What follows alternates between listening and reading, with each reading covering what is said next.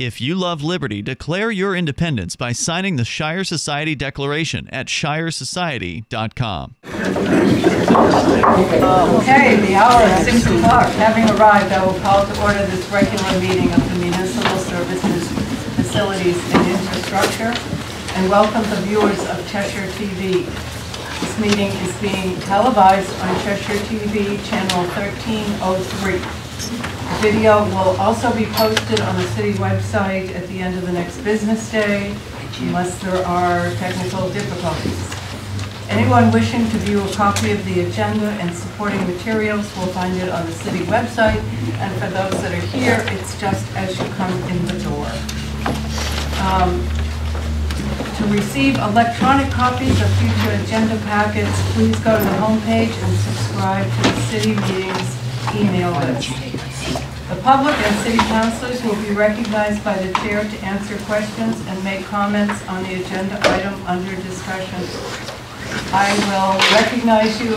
I'll do my best if I can to see who will raise their hand first, but it will be hand raising tonight.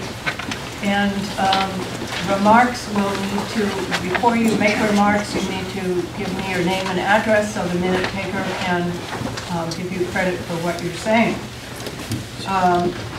The microphones are here and there's one there. Once a motion has been made and seconded, only the committee and public may speak. City councilors in the audience will have a chance at the next city council meeting. Written comments from the public will be accepted at the city clerk's office until Tuesday at 1 p.m. Thank you all for coming. We just have 2 agenda items before us tonight. The first one is relating to the purchase, use, and possession of tobacco products. We are introducing the ordinance 0-2018-20. The way I'm going to do this is I'm going to recognize staff to introduce this ordinance, and then I will ask Kate McNally to speak since she brought this forward, and then open it up to the public. Okay, so, City Attorney. I'm Olin, City Attorney. Thank you, Madam Chair. It's been a little bit of a ride to get here, but we are here after this proposal was first floated and presented to the City Council. As you know, the last time we were here in front of the committee, the recommendation was to send an ordinance up to the council, which came back here.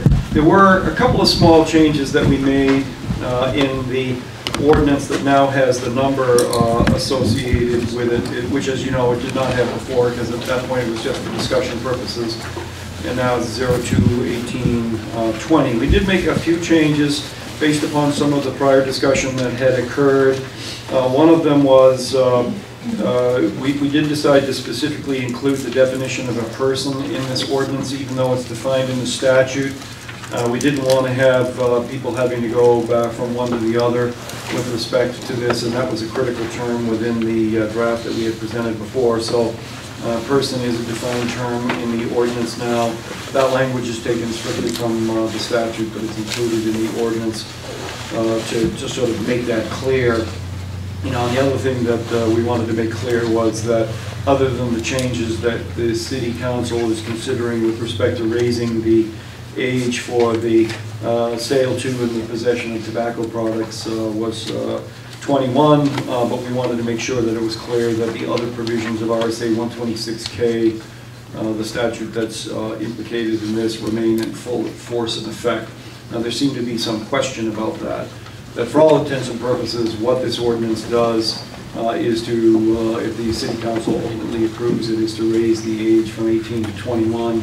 All other provisions in the statute remain, and that includes posting and notices and that sort of thing. So that's all there. So I'm happy to answer questions from the chair or anybody else. Okay, do you have any questions for the City Attorney?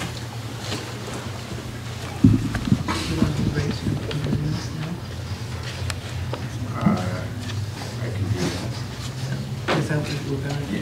Yeah. Is that the best way to do, is to ask Bob to raise the issue of amendments that he would like to this, or Well, my Would you suggestion, rather have it later? well, my suggestion would be that usually comes at the end of the public presentation and the discussion and that sort of thing. That's usually something that would be appropriate at the point when you're deciding to make a motion. Okay. That's certainly up to the chair of the committee. Okay, I will follow you. Okay, then I will ask Kate McNally to come forward. Yes, please.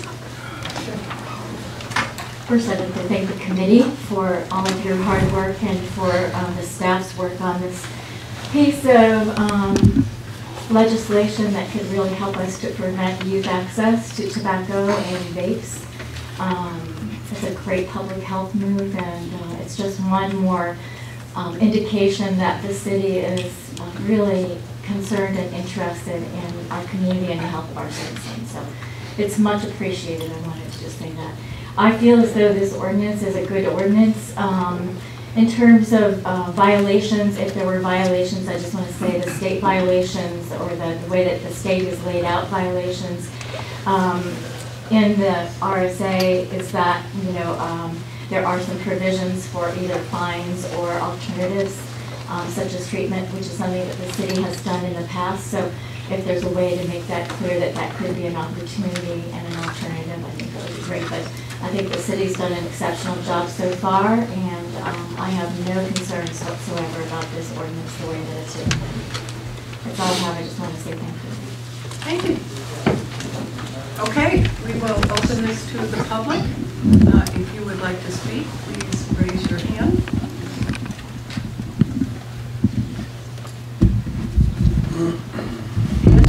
You have yours first, and then next.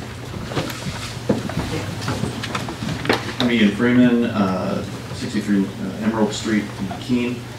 So you guys voted overwhelmingly to have this thing written, and I think that's a shame because New Hampshire is supposed to be live free or die, and you guys are going to, once again, criminalize yet another victimless act. You're going to raise more revenue because the police are going to spend their time arresting and or ticketing young people.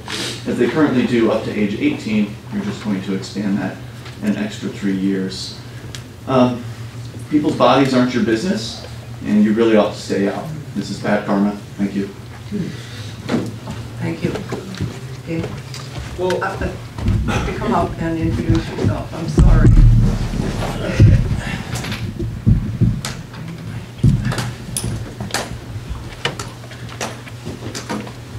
Dan Cavallero, 341 Court Street. You need to do it over here, and the reason I'm asking you to do it, well, but you have to understand that you're on television. Okay. And they can't hear you until you get up to the microphone. Dan Cavallero, 341 Court Street, Keene, New Hampshire. Thank you.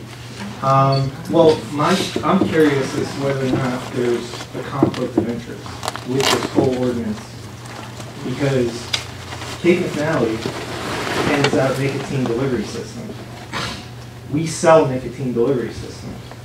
So my question is, how is this not a conflict of interest? She's attacking vape shops, local businesses. I think that you're personalizing it once Yeah, I am again. personalizing it. But you need to be talking about Because why it's we should personal, allow it. it affects my profits, okay? So it is personal. Okay, And this like ordinance, we're not going to talk this about ordinance- other people, I'm- or I'll shut you off. I'm a citizen of Keene, I have the right to talk, okay? You have a right And I to will be talk. respectful So my of question others. is this a conflict of interest? Is that so hard to answer? Can somebody answer that for me? Is it a conflict of interest? If someone who works at the cessation program, is trying to hurt local business by proposing an ordinance, one person and 14 council people can put a law through that hurts my profits that I've built from nothing, that I moved from New York City to here, to the live free or die state, and those politics followed me here. So that's my question. Is this a conflict of interest, or is it not? Can somebody answer that for me? Just for a point of clarification, I don't understand why you think it's a conflict. I'm confused. Why? Because she sells nicotine delivery system.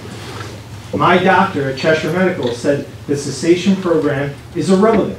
Nobody goes there. So I wonder if there's some incentive to attack vape shops, the people who are actually saving lives, the people who are actually saving lives. I've helped thousands of people quit smoking in this community. Where are the parents? Where are all the parents? They're my customers, okay?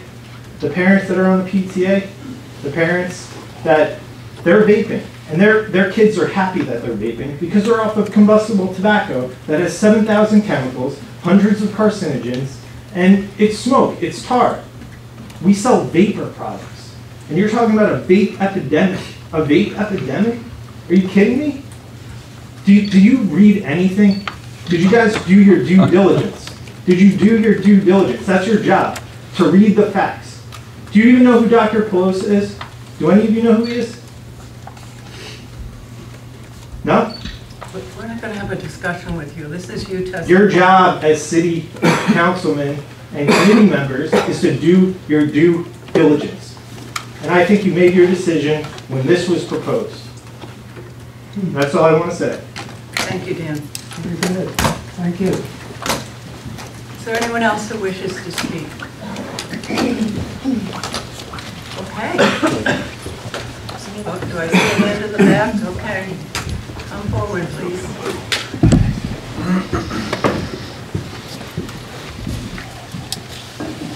Robert J. Call, 109 Kendall Road, Keene, New Hampshire.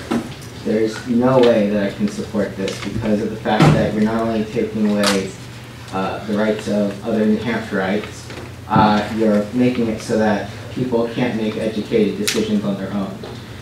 You guys claim that you care about this epidemic, but yet the FDA is pushing out ads that are completely non-factual. Pushing out an ad with them using parasites as a representative for nicotine, that's just doing a disservice to a lot of people. You need the FDA should be putting out factual information, and you guys should stop making laws based upon feelings. All you care about is feelings or posturing to make it look like you guys are actually doing stuff. The fact that you guys can't let people make their own educated decisions, are we going to just keep pushing the can down the road of when young people, young adults, people who should be considered adults, can make their own decisions? Should I maybe, maybe we should move the age to 26 or 30. Oh, I'm not an adult until I'm 30. You know, I get to live in my mother's basement until I'm 30. Does that sound like a compelling future? We need to give young people information, and we need to make sure that people have the ability to make educated decisions and make their own mistakes. I'm sure all of you on the city council have made your own fair share of mistakes in your life, okay? And the reason smoking is down, it's not because of the fact that of prohibition, it's because of information. It's because of the fact that we started having health programs that gave factual information, not bogus dramatizations of things that are not real, okay? Or because we knew people who were smoking and we saw what it did to them, okay?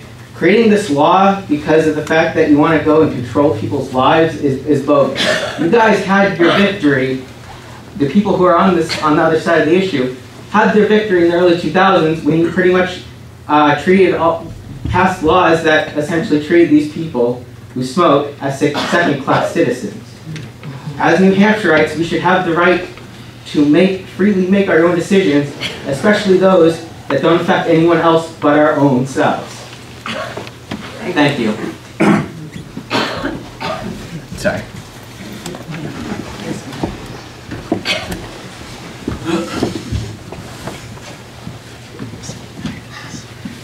Laura Kelly, 9 Sugar Maple Lane in Keene. Those of you that know me know I'm a little bit impulsive. I was not expecting to do this, but having heard the last 3 gentlemen, I need to say I started smoking at 18. I wish someone had said you can't do it till you're 21. My frontal lobes would have been a little more developed and I might have made a better decision. And I watched my dad, who started smoking when he was 14, die of emphysema. And I'm watching my sister do the same thing, who started smoking at 16. So anything we can do to keep our kids safe for an additional 3 years, I applaud it. Thank you. Yes, sir.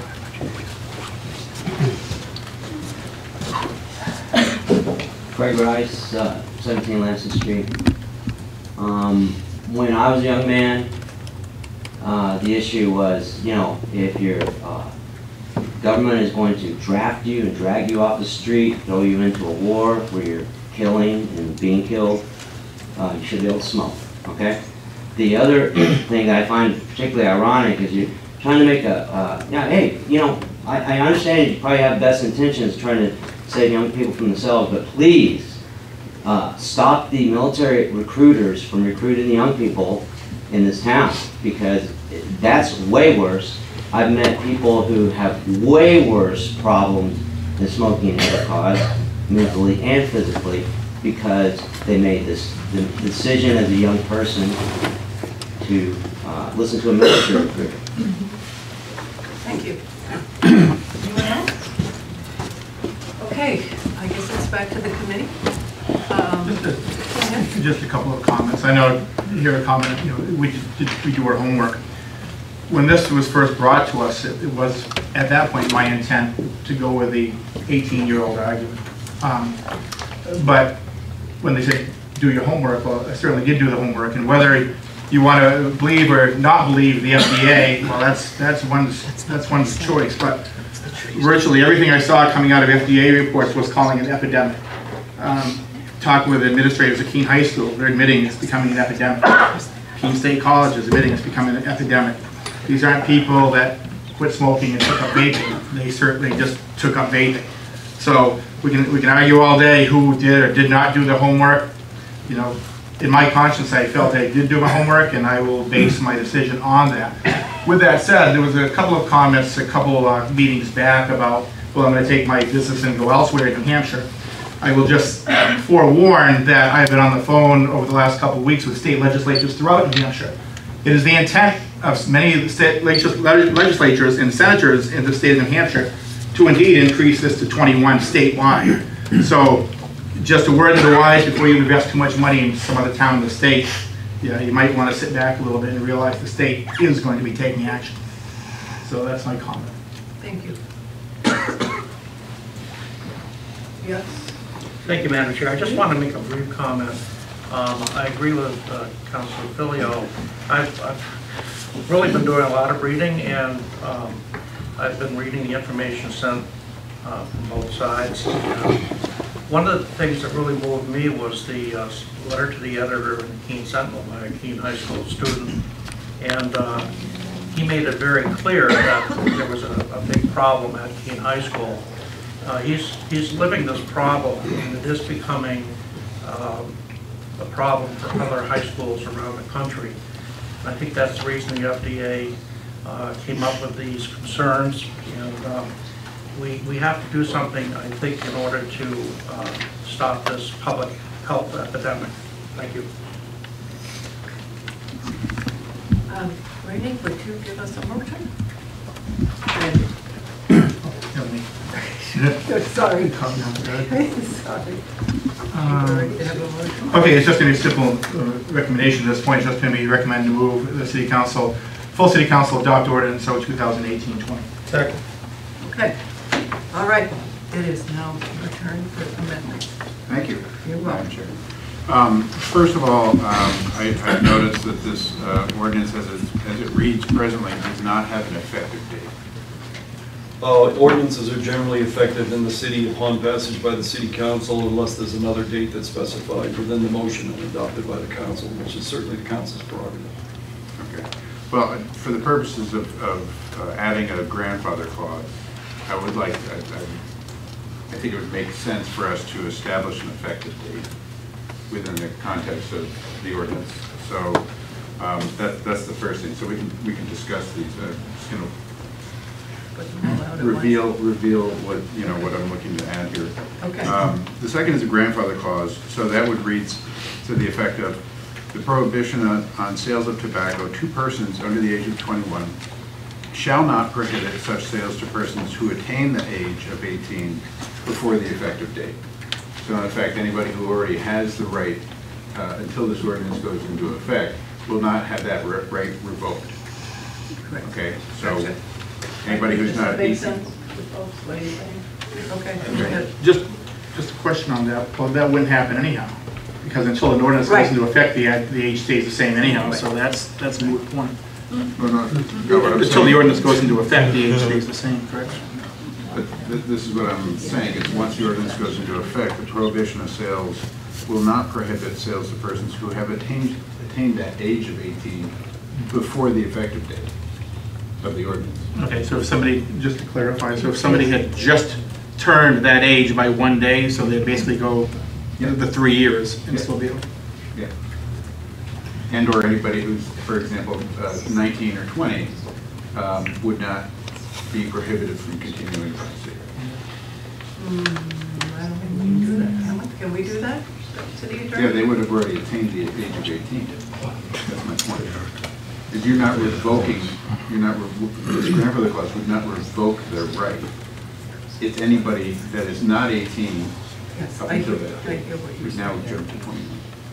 If it's right, can you revoke it? Then another chance after we get these amendments up, so. The next issue, in conversations or emails back and forth with Gabe McNally, was an education element. So I made some notes that slightly changed what you had in front of you, but it would read, for the first violation, any fines incurred can be eliminated or refunded if paid, given the offender completes the tobacco nicotine education course at Monadnock Hospital, Dartmouth, Hitchcock, Keene, and produces a certificate of completion within 60 days of issuance of violation. Fees for tobacco nicotine education course may incur additional costs. We've been told it could cost $25, but rather than try to follow the money here, and may incur additional costs that will be borne by the offender. Okay. I think we want to start with you, City Attorney, please. Did you have an effective date in mind, Bob? Well, just looking at the cycle, assuming that this gets passed here, it will go on to City Council. We could just go with the January 1st. Might seem appropriate. Unless there's any other date that somebody recommend. Sound okay? All right.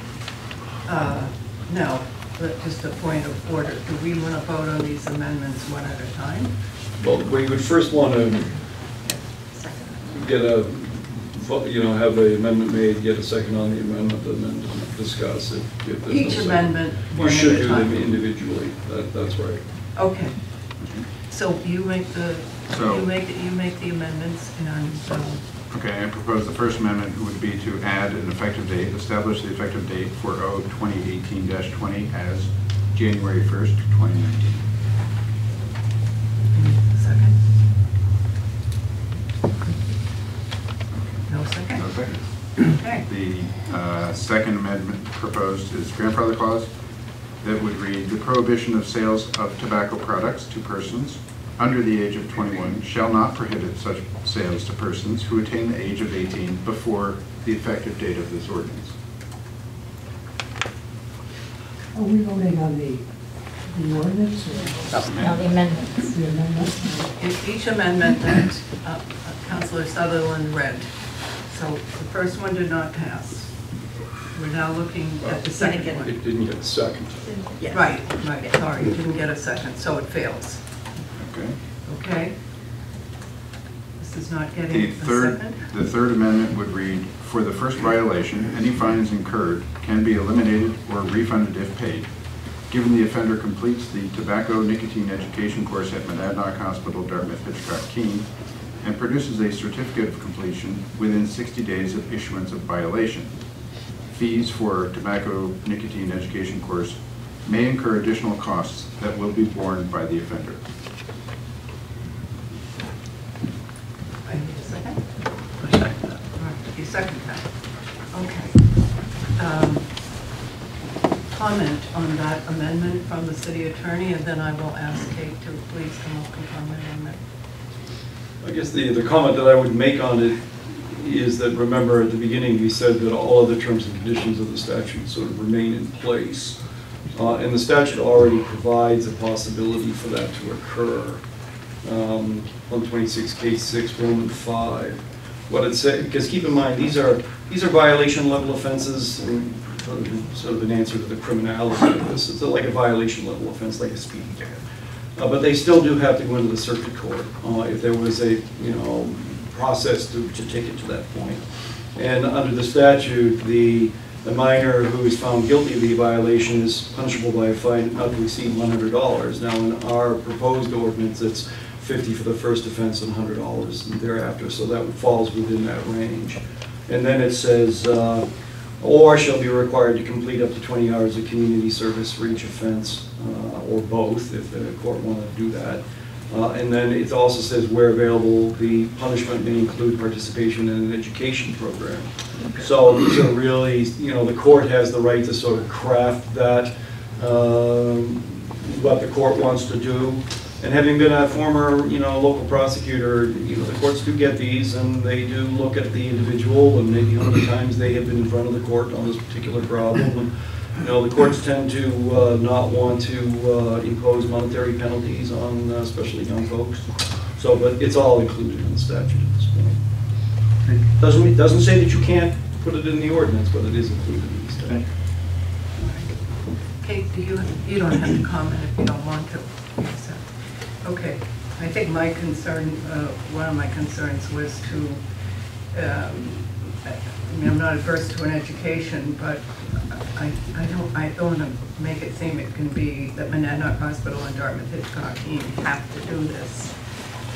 We know that the state does not give out much prevention money, so I hate saying that. Well, Madam Chair, just if I can clarify on that, Ms. Manley has indicated that they have this program. Yes.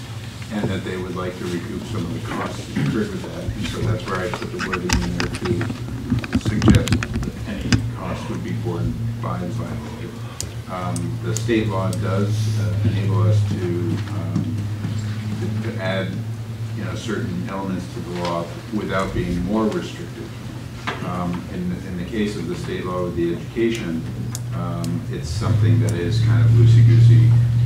There could be fines and requirement for this education program. I'm suggesting that what would be most effective would be education rather than fining people. And so what I'm looking to do is enable an opportunity for a violator to, in lieu of paying the fee, the fines, pay a fee for the education program and learn about the implications of health with federal government.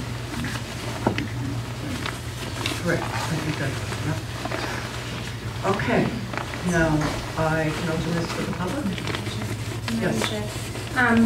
We were just getting a little bit more clarification. Because this fine is actually imposed by the court, we were wondering how we would administer that, because the court would impose the fine and collect the money. I don't know if then we would somehow come up with a program to refund them from the city. I think that it could be problematic in terms of administering something like this.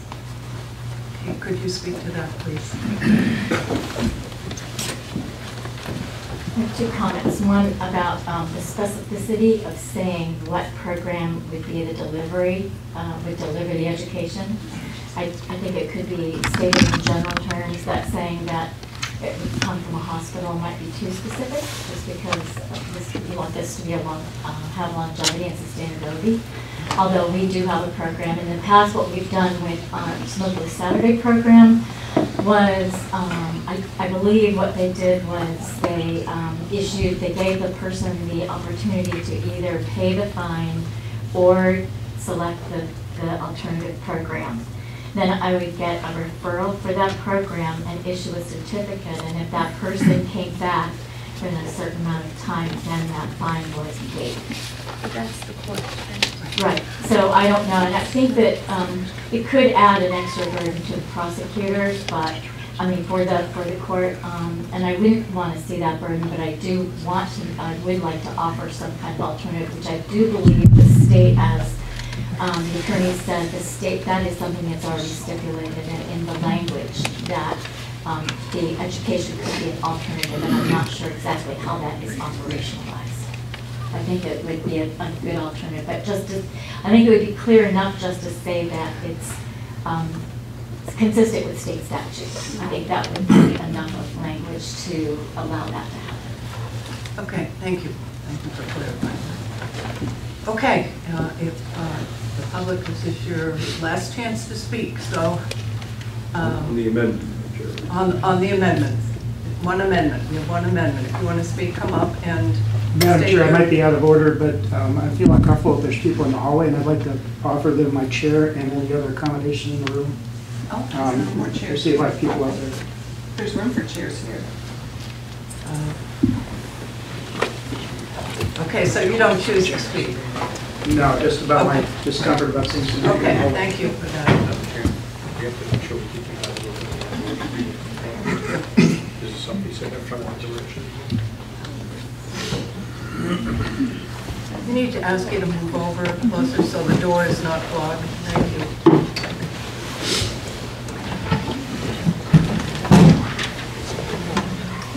All right, we'll take just 30 seconds here, so please just walk in and quickly sit down. We are on television, so they're not interested on television. And there's some space back there. Someone to stand as well.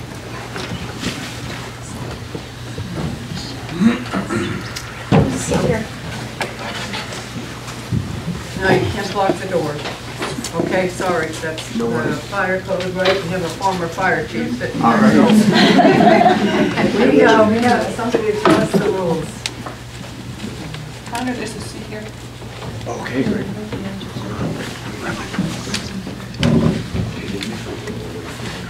No worries.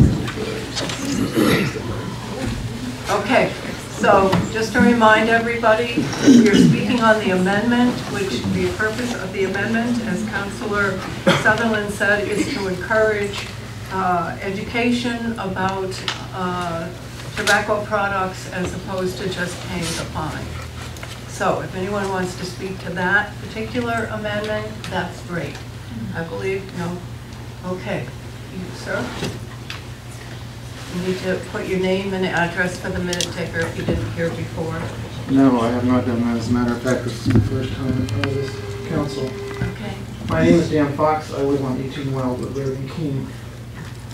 I can understand why you would want education offered as an alternative. I would suggest and request that it only be offered to first-time offenders. That's part of the Is that part of the amendment? Okay. And also that the education programs be added there. I'm recently retired, but my wife was a substance abuse specialist and counselor. And this is definitely in her wheelhouse, and I heard more than I ever even wanted to about this subject.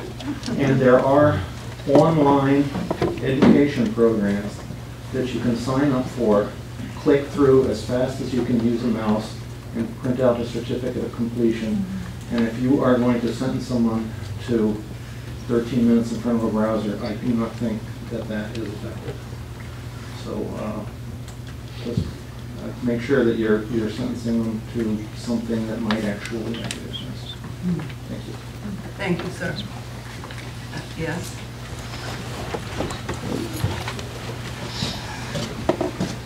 I just want to find out, the gentleman here on the end said something about taking somebody's rights away, denying them the right. Is there a right that people are going to lose if this bill passes? Yes, if you are of smoking age today, once this ordinance goes into effect, you would lose that right until you turn 21. Are there any differences between rights and privileges? Are you sure it's a right?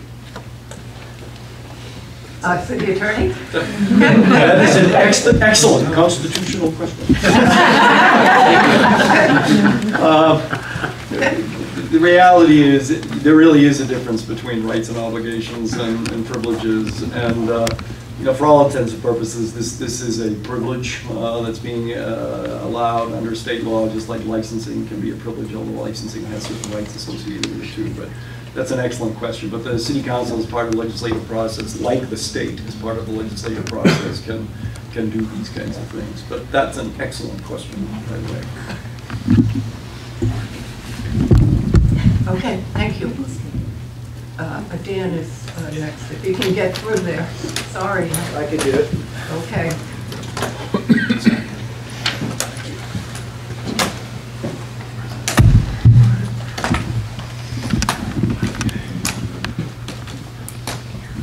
Daniel Cavallero, 341 Court Street. So I just want to get this straight. So the if someone gets a fine, if they want that fine dropped, they go to the proposer's program if they want to drop? Is that what you're saying in this amendment? No, we don't have that. When you're in court, the court decides whether you have choices or not. It's not us. It's not the city council. No, the proposer. Madam Chair, the amendment as I have proposed it yes. has suggested that the program would be at the hospital. So yes, in effect, the amendment that I proposed was that in lieu of paying a fine, you would be able to go to a smoking cessation program that the hospital presently offers and provides a certificate. So that is my amendment, yes. But that's not a conflict of interest for the person who pushed this ordinance, for the fine to be put through and then for it to be dropped, to give that person purpose? To give that person purpose? That person has signified, if you heard earlier testimony, that she said she didn't believe that it was necessary to specify her hospital. The reason we don't want it specified is because Dartmouth Hitchcock and or Monadnock Hospital may not always be the provider.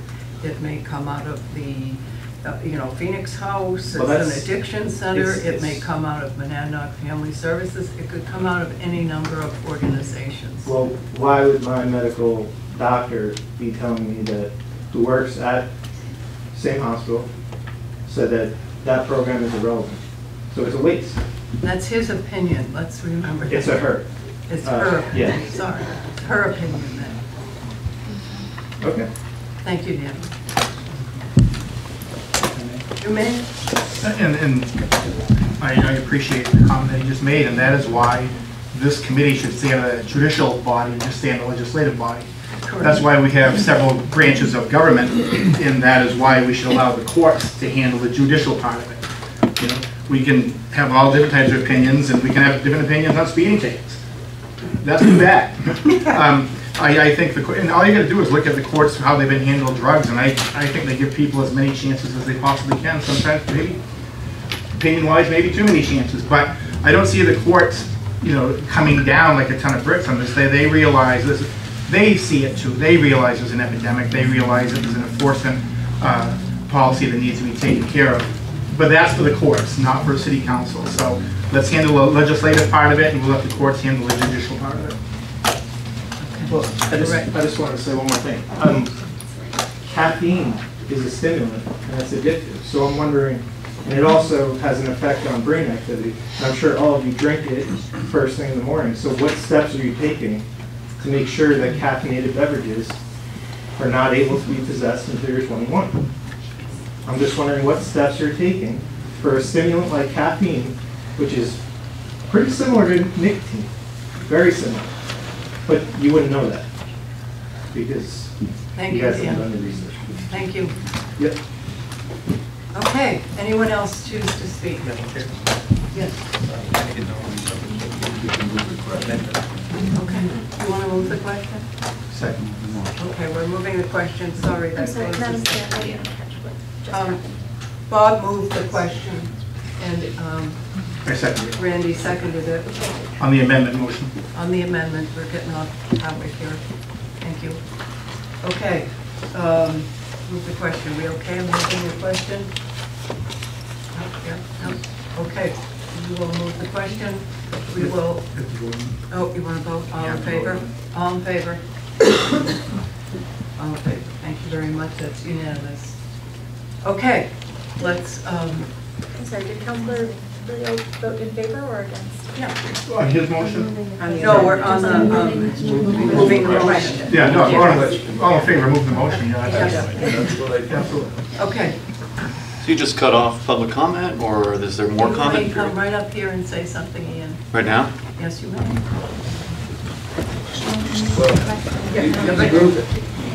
If we move the You'll have question an, again? there's an opportunity for the public to speak when the motion is back on the floor. Right now, the question has been moved at this point. Okay. So you need to take a vote on the amendment. Okay, thank you.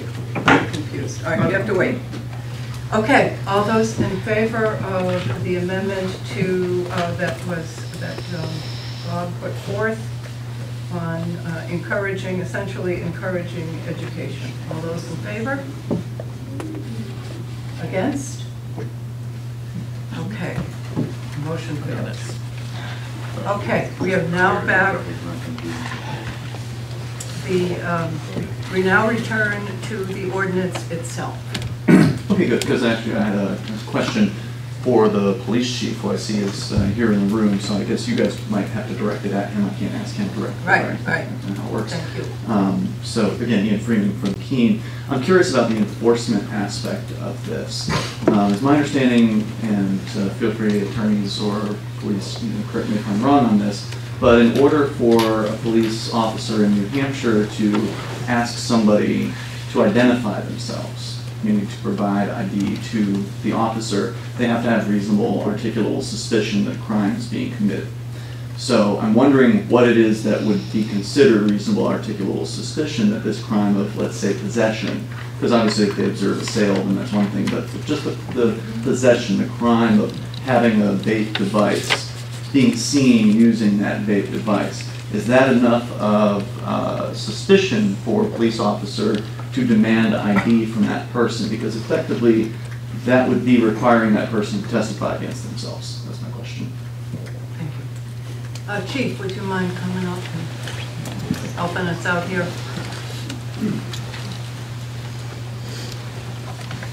Evening, Steve Russo, the police chief.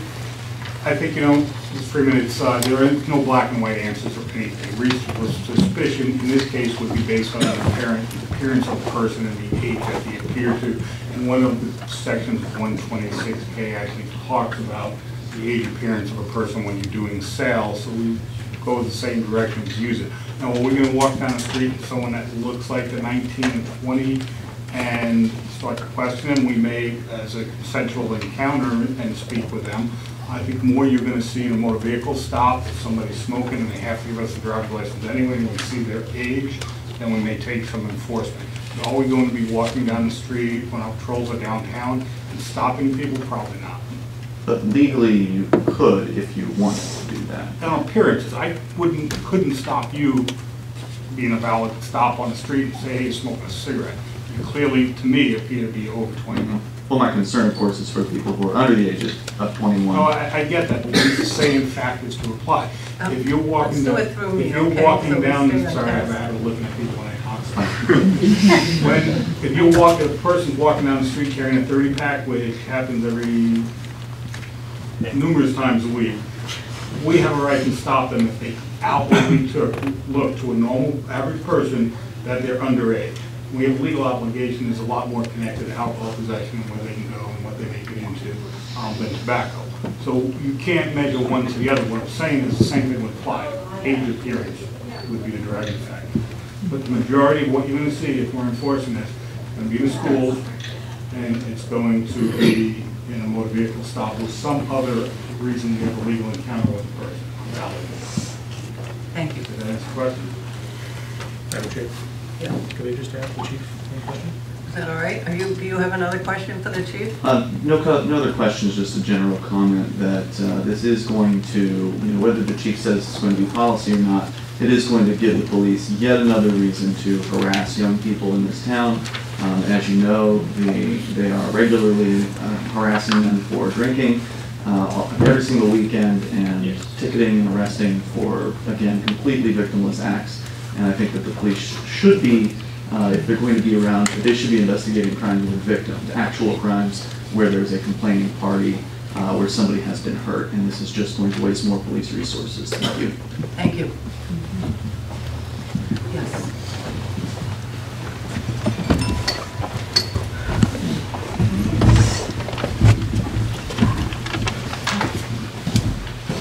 Greg Rice, 17 Lansing Street. Yeah, you know, stop and frisk, you've all heard of that probably, right?